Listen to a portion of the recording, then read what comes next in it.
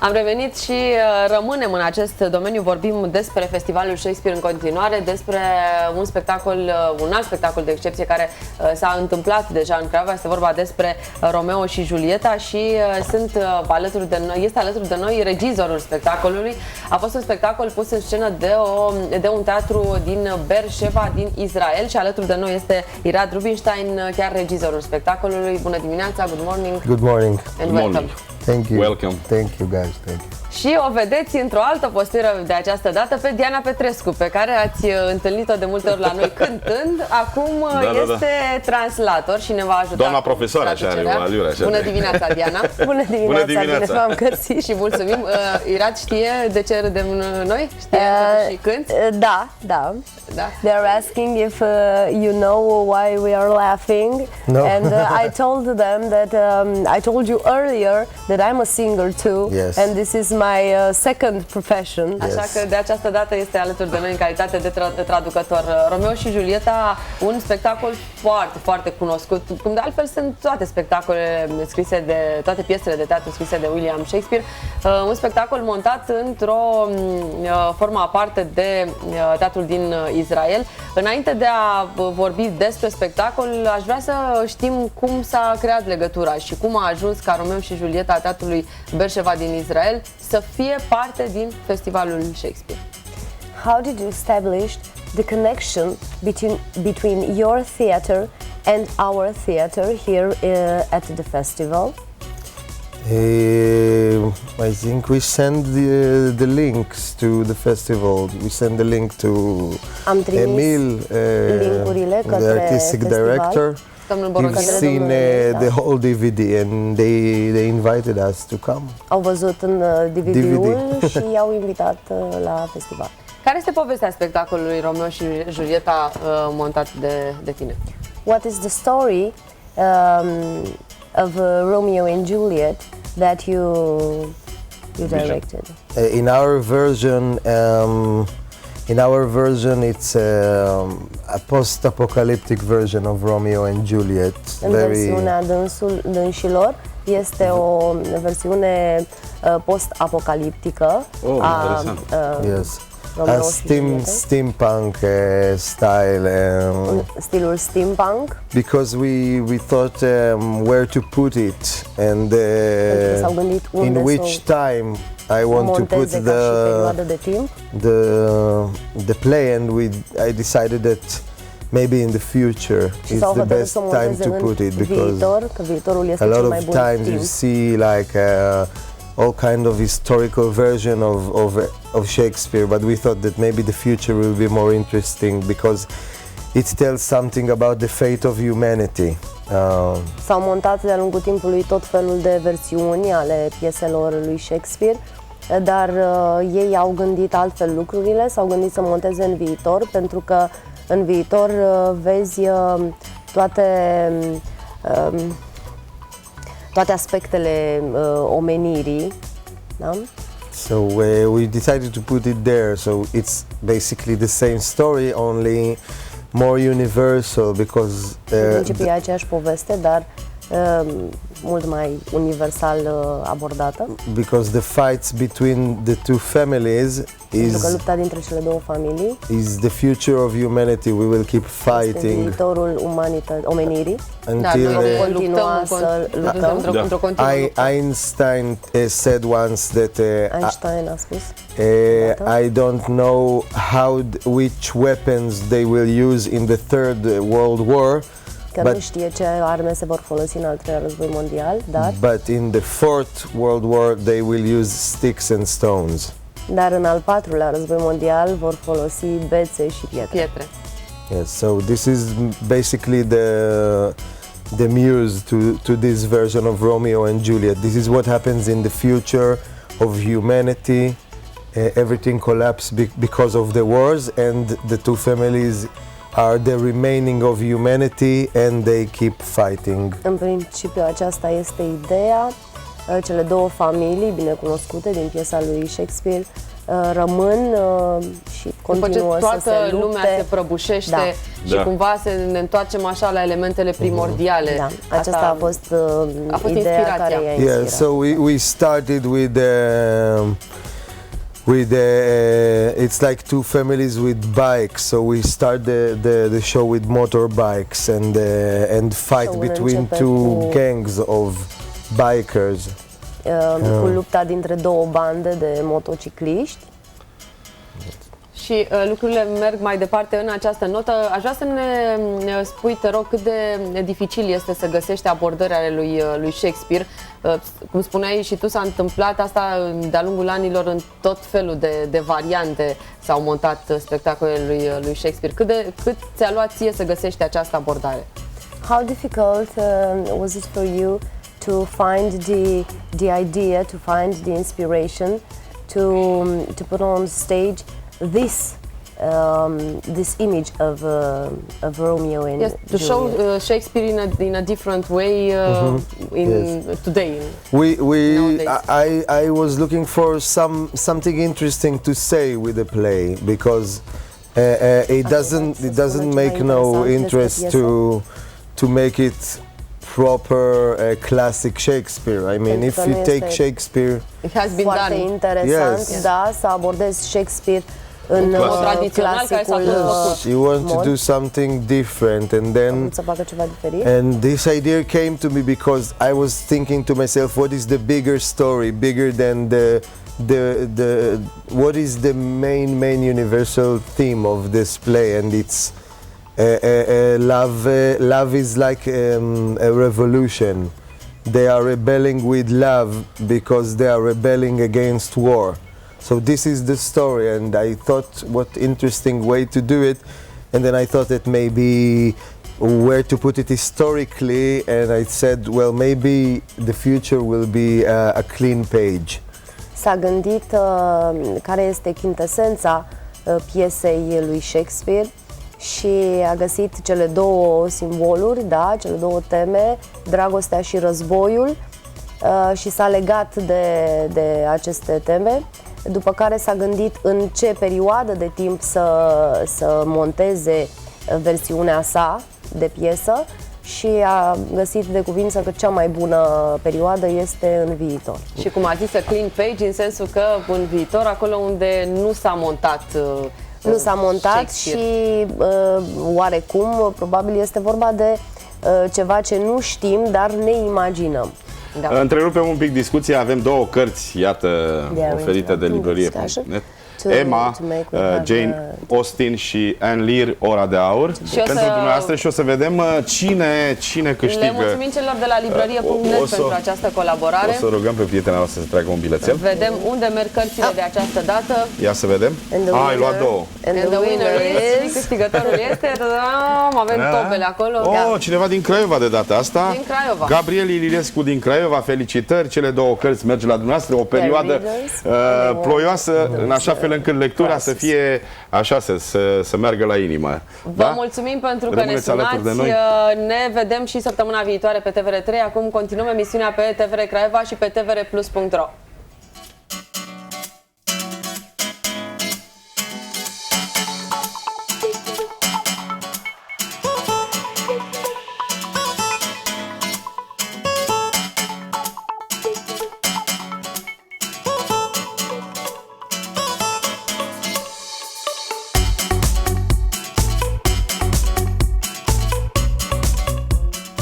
Da, noi explicam aici ce am făcut de fapt, de ce a fost această mică pauză. S-a făcut trecerea de pe TVR3 pe TVR Craiova.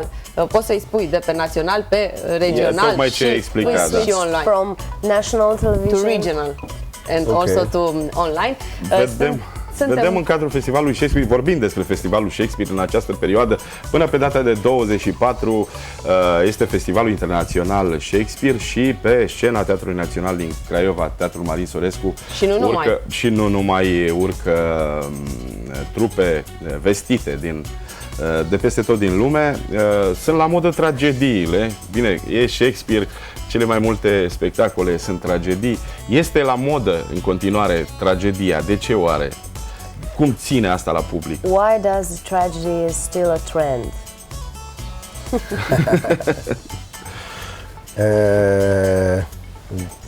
Wow, it's a good question. I think that... O întrebare bună, bravo, Doru! I think that as long as life is not perfect, atâta timp cât viața nu este perfectă, tragedy will stay a trend because tragedia va rămâne o modă. It reflects the imperfection of life. Pentru că reflectă imperfecțiunea vieții. And we always like to see stories about. It's always interesting to see stories about people fall because. Pentru că ne place tot timpul să vedem povești ale oamenilor căzuți, omorâți, este vorba de frângerile din reflects viață. better on life. I mean, who is? It's funny because when we did Romeo and Juliet, in half of the play, in the middle of the play, they are getting married. Este nostim că atunci când s-a făcut piesa, la jumătatea acesteia ei se căsătoresc. So we were thinking maybe we stop here and sell this version also. If you want a short, nice version of it, so we can stop in the middle. Da, și s-au gândit că dacă ar dori să facă o versiune fericită a piesei, cei optimiști care pot să vadă American people. You see short, optimistic version of Romeo and Juliet. Yeah, and that's all. Let's go home. They are married. Everything is good, and then comes the second part. But this is what interesting: the rise and the fall of every character. Partea interesantă. Who wants to see stories about happy people? Yes. Da. Nu, ne gândeam cât de banal ar fi fost ca cei doi căsătoriți fiind la un moment dat să meargă în continuare în viață și Romeo să devină un bețiv, ea să devină cine știe ce infidelă și să se banalizeze cu totul acest spectacol. Da, și spunea regizorul Irad Rubinstein, spunea că cine vrea să vadă, you can translate him, cine vrea să vadă povești despre oameni fericiți, cine vrea să vadă stories about happy people. Like you very well said. Da. Ce părere ai despre Festivalul Shakespeare și despre toată această desfășurare de forțe care se întâmplă în Craiova? Care sunt ecourile în Israel? Ce se știe în Israel despre Festivalul Shakespeare? Cum este el văzut la nivel mare? What's your opinion about this festival, Shakespeare Festival? And what are the echoes from here to Israel? And in Israel about Shakespeare Festival? I'm not sure if in Israel you are asking if they know anything about our festival, this festival, in which you are involved. Maybe inside the theater public, but not the people in Israel. I don't know if they know that there is a. Poate în cadrul teatrului. Yes. Maybe inside the theater community, yes, they know about festivals around the world, but not outside of that. It's not the echoes from. In Israel about it, I don't know if people in the street knows about any festival of theater whatsoever, but it's something that people that are interesting in theater they have echoes of everything, and they are positive. Yes, no, they are positive, of course. Okay. People want to come here. This is a good festival. Da. Oamenii sunt pozitive, toate opiniile. Oamenii vor să vină, aici pentru că este un festival. Și ne referim aici și se referă aici Irad Rubinstein la oamenii din comunitatea teatrală și spunea că oamenii de pe stradă din Israel nu crede că știu despre Festivalul Shakespeare sau despre festivaluri așa, în general. E un brand pe care eu sper să fie mai bine promovat la nivel internațional, pentru că sunt spectacole pe care nu le poți vedea oricând și oriunde, care pot să aducă turiști aici în Craiova. Să vorbim puțin și despre Craiova, despre România, dacă e pentru prima oară prezent aici sau nu. You are for the first time here in Romania? Yes, I am. Yes. Understood correctly? Yes. Este pentru prima oară aici? Da, este pentru prima dată în România. And but I am half Romanian. Cool. Yes, dar este jumătate român. How come? My mother is Romanian. Ah, Yes. you are Romanian. Yes. She's from Pietra Neamț. Piatra din Piatra Piatra Neamț. Neamț. You say Moldavia. Piatra Neamț. Interesant. So yes, she's from there, but she came to Israel when she was very young. So, and my father is not Romanian, so they weren't speaking Romanian at home. So I don't know almost nothing, but I can like half understand you guys when you're speaking Romanian. That's good. A bit of words. Mai existăm în perioada asta Da, că stai deci aici. mama sa este româncă, este plecată de mică în Israel, tatăl său nu este român și de aceea în casă nu s-a vorbit românește, dar înțelege Cam jumătate din ce spunem noi. din ceea ce spune. Există apetență, deci, pentru limba română. O să învețe în perioada asta că stai aici. Care sunt părerile despre România până acum? What do you like most and what are your preferences about our country regarding everything? Well, your country for me is Craiova right now. Yes. România pentru el este Craiova deocamdată. I don't know everything else. No, I like the theater, the Romanian theater, which I've seen in Israel also. We've seen a beautiful version of the Tempest of Shakespeare. We have it tonight. We'll have it tonight. The Tempest? Yes. Where? Yes. I'll tell you the address. Here? No, in Craiova? Yes. Hai să și traducem. Okay, da. I go. No, what? This? Okay. Let me translate. Please. A spus că îi place teatrul pe care îl cunoaște chiar din țara sa. S-a jucat acolo Furtuna, da? Și eu i-am spus că în seara aceasta se va juca și la noi, în Craiova. Aceasta este piesa pentru orele 21 în seara aceasta. Piesa va avea loc în piața Frații Buzești din Craiova, dacă ne ajută vremea, bineînțeles. Dacă nu, probabil se va găsi o modalitate de a se ține piesa până la urmă. Păi dacă tot e Furtuna, n-ar trebui să țină cont de vreme, nu? Da, așa este. Costumele și spectatorii Furtuna sunt din hârtie, din câte mi-aduc eu aminte, așa că nu știu cât de bine să se joace în aer liber. I'll tell you, we'll have the Tempest tonight. Played in the square. Acum, Andreea, așa cum este normal, traduce și ceea ce noi am vorbit, pentru că așa este elegant. About food, despre mâncare. Yes, I wanted to say, and the food is good. I like the food. Vroia să spună că îi place foarte mult mâncarea. What did you try? I don't know how do you call it in... Sarmale. No, the kebab, but mici. Mici. Yes. Da. Yes, Romanian, because I don't have a translation for it. Because we call it kebab, but it's like a Turkish name, I think, because it's kind of the same thing. Yes. Da, îi plac micii. Romanian original. Yes, I like the original food and the wine. It's very good. Și vinul este foarte bun. We like good food in Israel. Și lor le place mâncarea bună în Israel. De ce? Aș vrea să avem o paralelă între teatrul de la noi și teatrul de unde vine el, teatrul din Berr-Sheva. Da, ce diferențe?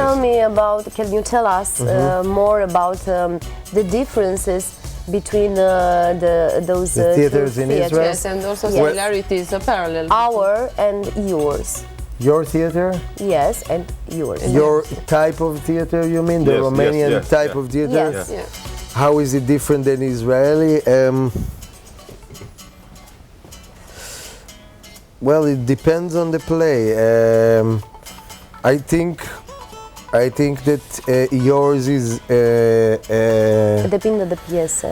Your theater comes from a very long tradition of theater. You have a lot of years of experience, and the language is more evolved in your theater because of a very great history of theater. Pentru că avem o mare istorie a teatrului. The Israeli nation, on the other half, is very young.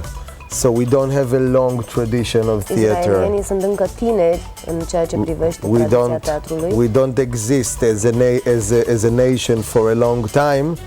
So we are learning. De foarte mult timp, așa că învață. Which makes us maybe less traditional in our and how we comprehend theater, which makes it it makes us I don't know, maybe everything is more new to us, which is good in a way. Foarte nou pentru ei, lucru care este bun. We can't do, for example, we can't do a take-off on something because we want to know the story as it is a lot of times. Nu pot să facă improvizații sau pentru că ei trebuie să știe, într-adevăr, trebuie să înceapă de la povestea de bază. Întâi trebuie să se joace, cum ar fi aici un Shakespeare clasic, și după aceea să... I seen a Romanian version of the Tempest. Am văzut o versiune. It's not this version that you're talking about. Another version, and it looks like a version of people who've seen a lot of Shakespeare, so they wanted to do something different. Și arăta ca și o versiune făcută pentru oameni sau a unor oameni care au văzut foarte multe abordări ale pieselor. Da, și pot să înțeleagă până la urmă despre asta. And in Israel we need to understand the original story of it, because we haven't seen enough version of the Tempest. În Israel trebuie să vadă povestea originală, pentru că nu au văzut foarte multe abordări. O educare cumva treptată și a publicului și a oamenilor de teatru, pornind de la clasic și apoi ajungând mai departe la avangardă. Aici ce piese, ce spectacole a văzut? What plays have you seen so far here at the festival? What do you mean plays? Plays, I mean, what plays? Yes, plays. We've seen the Richard II by Japan, which was amazing. Care a fost fantastic. And we've seen and I've seen yesterday's Macbeth of Russia, which was also very good, very beautiful visions of Macbeth.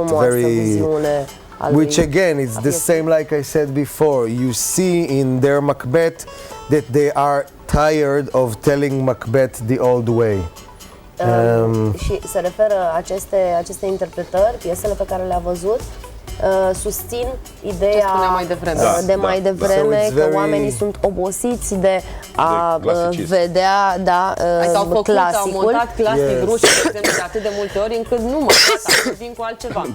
So it's like a Macbeth for people who knows Macbeth. A fost un Macbeth pentru oameni care știu Macbeth. Yes, and very good, I think, because I know Macbeth, so I can understand, but it's very, we in Israel are very story driven. We need the story to roll the story, so our version of Romeo and Juliet. Sunt conduși de poveste, trebuie să vadă povestea originală. Pentru că nu știu încă foarte bine. It's kind of in the middle because it's new, but it still stays a lot with the story, so you will be with us in the story. You don't need to you don't need to know Romeo and Juliet to understand our show. Julius Caesar, Peter Schneider.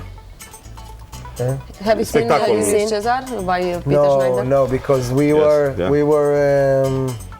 were performing. Yes. We were preparing. Yes, le-au fost în același. We were supposed to, but we had to continue. But I love the play. I did now in Israel. I did Coriolanus of Shakespeare, which is pretty similar ideas to Julius Caesar, kind of twin plays, in my opinion. So. Yes, I love it, but unfortunately we had to work ourselves. Sunt multe manifestări, n-ai cum să le... Stai puțin să traducem, n-a reușit să ajungă pentru că montau pentru spectacolul lor, spectacol pe care Romeo și Julieta îl vor putea vedea astăzi cei din Râmnicu Vâlcea sau s-a schimbat? Nu, s-a anulat. S-a anulat. But we are going to be in Bucharest in October. În octombrie în București și de ce nu, poate și la Craiova. De fiecare dată după Festivalul Shakespeare se creează noi colaborări și poate o să îl vedem montând o piesă pe scena naționalului craiovean. De ce nu? Să sperăm că te spune. She was inviting you in a sort of way to act anytime you'd like here in Craiova, and maybe will be some relations, some connections established between your theater and our. Yes, we hope so. And you come here to direct a You'll have the chance to see you again on our stage. I will be happy to. Mulțumim, thank you for being here. It was a pleasure. A fost o plăcere pentru noi și este o plăcere în această perioadă să ai invitați unul și unul, așa cum vă spuneam de la început de emisiune. Muzică, aerobic și apoi ne întoarcem cu... alți invitați. Aerobic și muzică, ne întoarcem apoi cu revista presei și cu muzică și mai stați cu noi că mai avem treabă până la 10.